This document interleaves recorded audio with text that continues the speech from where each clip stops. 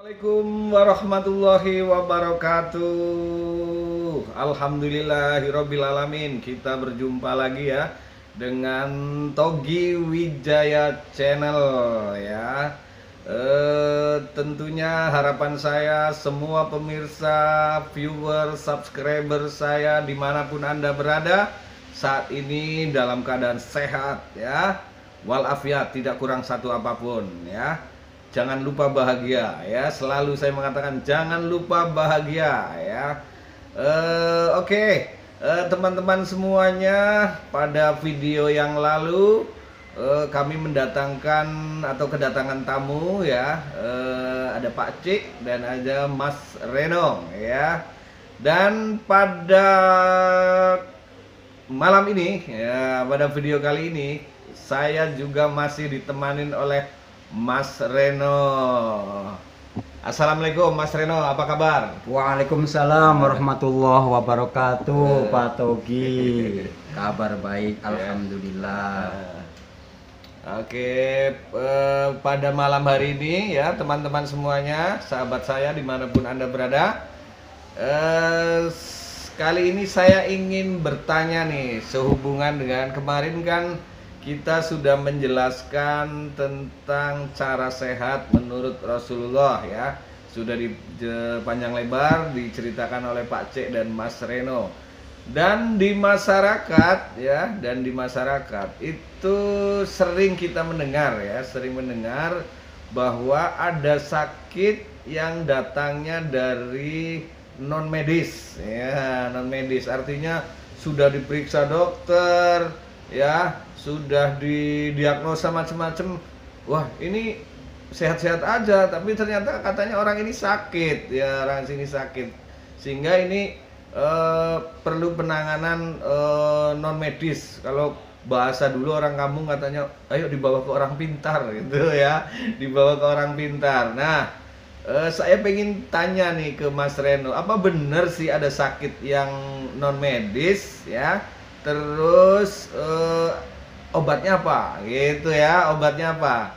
Oke pemirsa ya, kurang lebih 20 menit ya, jangan di skip ya. Mudah-mudahan apa yang disampaikan oleh Mas Reno nanti bermanfaat buat kita semua ya. Baik Mas Reno, sudah saya paparkan ya. Tolong dijelaskan ya, apa benar ada penyakit yang non medis, terus obatnya seperti apa atau bagaimana cara menanganinya? Monggo Mas Reno.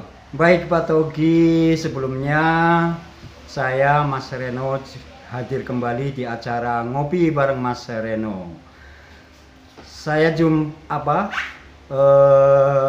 sapa dulu ya, sapa dulu pemirsa, seluruh pemirsa Togi Wijaya Channel dimanapun Anda berada, baik di penjuru dunia, terutama di negara Kesatuan Republik Indonesia yang kita cintai ini. Baiklah, pada kali ini langsung saja ya, saya mencoba menjawab pertanyaan dari Pak Togi. Mungkin ada salah satu viewer yang menanyakan tentang itu. Untuk sakit yang disebabkan non medis ya, seperti apa yang sering kita jumpai ya. Kadang ada orang mengatakan ini kok sakit tapi secara medis itu tidak ditemukan, tapi kok sakit, apakah betul ada sakit seperti itu? Begini Pak Togi, kita berangkat dari kisah Rasulullah Shallallahu Alaihi Wasallam, di mana pada waktu Rasulullah Shallallahu Alaihi Wasallam memenangkan perang Hudaybiyah, di situ ada seorang sekutu atau halif ya, seorang sekutu atau halif punya orang yang suka apa ya, intinya nggak suka sama Rasulullah, nggak suka sama Rasulullah, mungkin atas kekalahan kekalahannya itu nggak suka sama Rasulullah, pada akhirnya ada orang yang dikatakanlah orang yang pandai Sihir ya mungkin. sihir lah ya, karena bahasa sihir guna-guna terus apa itu dalam bahasa Arabnya itu kan sihir. Pada akhirnya Halib tersebut memerintah orang bernama Labid bin A'som al-Yahudi ya, untuk memantra-mantrai entah apa yang dibacanya, memantra-mantrai Rasulullah Shallallahu Alaihi Wasallam. Ya. Di situ diterangkan dalam salah satu tafsir, baik tafsir Jamal atau tafsir yang lainnya, di situ diterangkan bahwa Labid bin A'som al-Yahudi itu mengambil semacam kayak boneka dari lilin ya, membuat boneka dari lilin, kemudian memantra-mantrai Rasulullah. Di situ pada akhirnya pada saat itu Rasulullah sempat terkena apa ya istilah kata Santet. bukan ya seperti itulah, goncangan jiwa karena kan Rasulullah itu bentengnya sangat kuat sekali. Sangat kuat sekali. Kok sampai Rasulullah itu terkena? Itu bukan berarti Rasulullah itu terkena. Itu hanya sebuah contoh bagi kita bahwa hal seperti itu ada. Jadi kita untuk tidak menyepelekan terhadap sesuatu gitu loh. Kalau Rasulullah kalau bentengnya udah kuat ya semestinya memang nggak bisa. Cuman kok pada saat itu bisa. Itu hanya sebagai itibar karena kan sudah seperti yang saya katakan itu kan, laqad kana lakum fi rasulillahi uswatun hasanah. Dalam diri Rasulullah itu terdapat suri teladan, contoh, hanya sebagai contoh di situ Pak Togi. Kemudian apa sih obat yang terbaik ketika kita terserang hal yang seperti itu? Kita tidak mengatakan seperti itu ya. Obat terbaik apa? Di situ diterangkan nuzilat hadis suratu wallati ba'daha lamma sahara labid Yahudi fi watarin. Nah, di situ diterangkan dalam salah satu tafsir bahwa ketika Rasulullah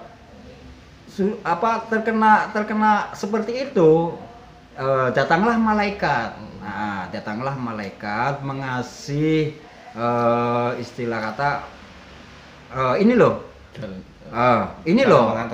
Rasulullah, engkau terkena mantra-mantra dari seorang Yahudi bernama Labid. Jadi kemudian di situ kan Rasulullah bertanya, kemudian bagaimana ini? Kemudian malaikat Jibril kan yang menurunkan wahyu itu sebagai asbabun nuzul juga untuk turunnya wahyu. Di situ Rasulullah Shallallahu Alaihi Wasallam disuruh untuk membaca surat Al-Mu'awwidzatain, surat Al-Falaq dan An-Nas. Kemudian Rasulullah membaca surat Al-Falaq, Bismillahirrahmanirrahim. Qul a'udzu birabbil falaq min syarri ma khalaq wa min syarri ghasiqin idza waqab wa min syarri nafatsati fil 'uqad wa min syarri hasidin idza hasad. Itu lepaslah ikatan-ikatan yang ada dalam diri Rasulullah. Maksudnya ikatan-ikatan yang enggak nampak, karena itu kan sihir itu kan dalam bahasa Arabnya itu kan sesuatu yang samar.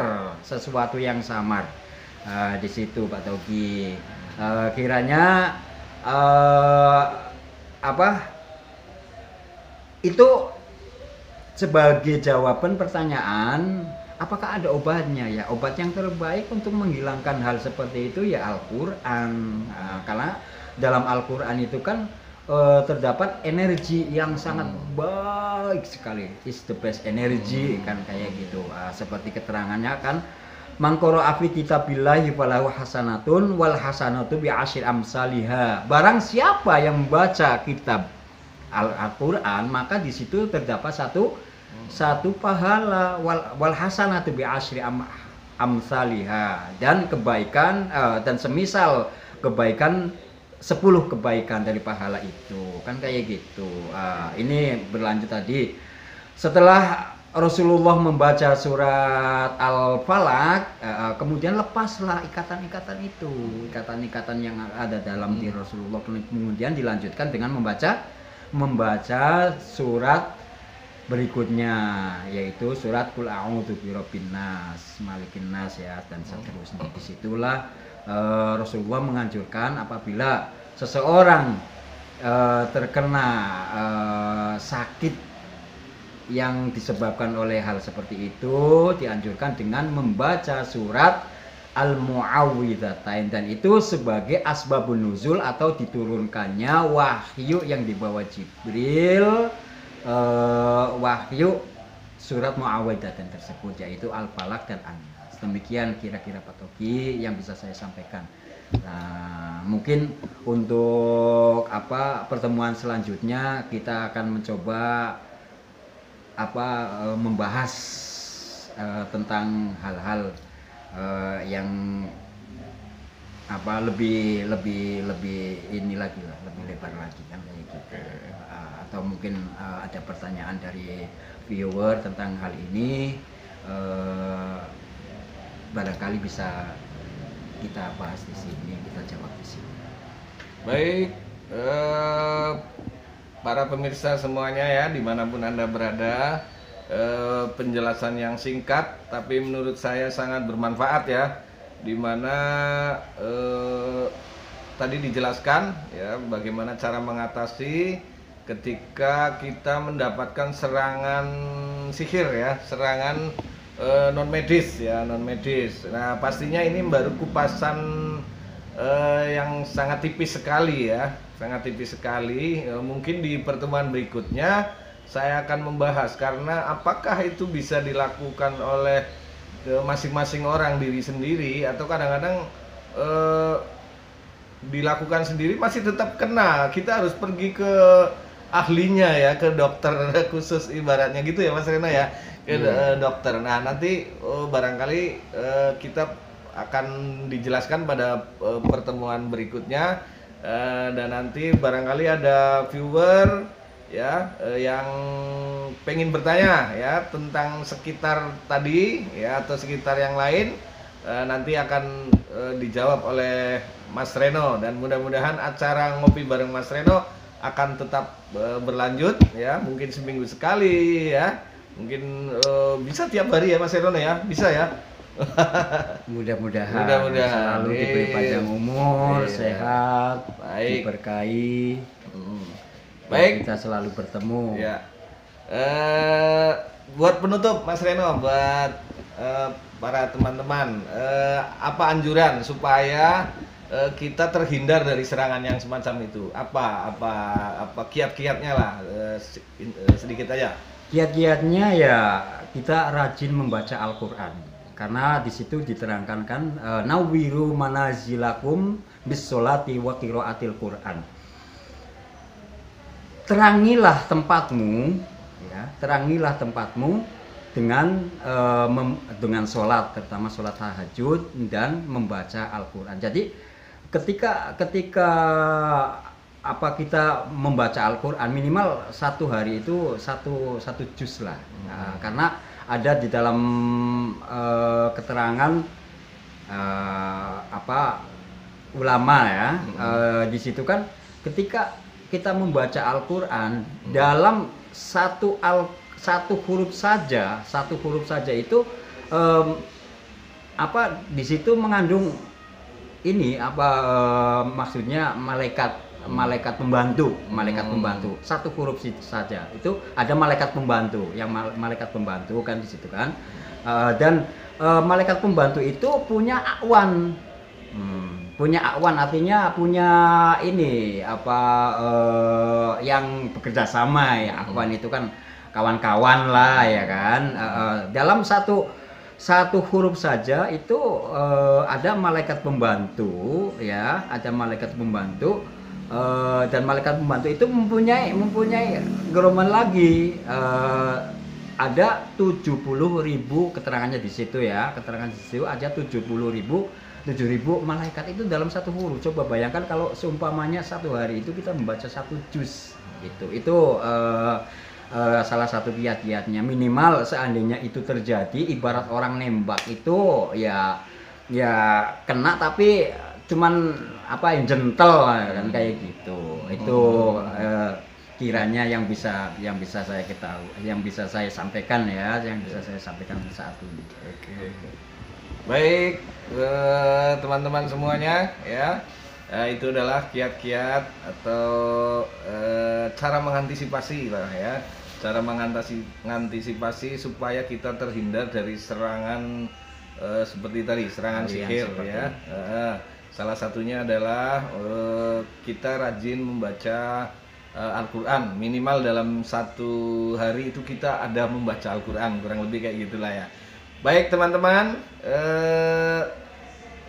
untuk kesempatan kali ini kita akhiri dulu ya. Mudah-mudahan saya dan Mas Reno akan hadir di waktu yang akan datang dengan tema-tema yang lebih detail mungkin ya, atau mungkin ada teman-teman yang mau berdiskusi melalui komentar ya. Pastinya kami juga masih banyak kekurangan, barangkali ada yang mau nambahin ya, silahkan. Baik teman-teman, saya dan Mas Reno tentunya mohon maaf bila ada kata-kata yang kurang berkenan di hati teman-teman semuanya, para viewer, para subscriber ya, mohon dimaafkan ya. Dan tentunya terima kasih atas perhatiannya ya. Bagi yang baru ketemu dengan channel ini ya, jangan lupa subscribe-nya ya, karena apabila Anda subscribe maka ketika saya mengupload video baru Anda tidak ketinggalan ya, langsung dapat notifikasi dari YouTube ya. Dan apabila video ini dirasa bermanfaat buat teman, mudah-mudahan juga bermanfaat buat teman-teman Anda, jadi jangan lupa di-share pula ya. Sekali lagi terima kasih dan mohon maaf. Saya akhiri. Wassalamualaikum warahmatullahi wabarakatuh. Waalaikumsalam warahmatullahi wabarakatuh.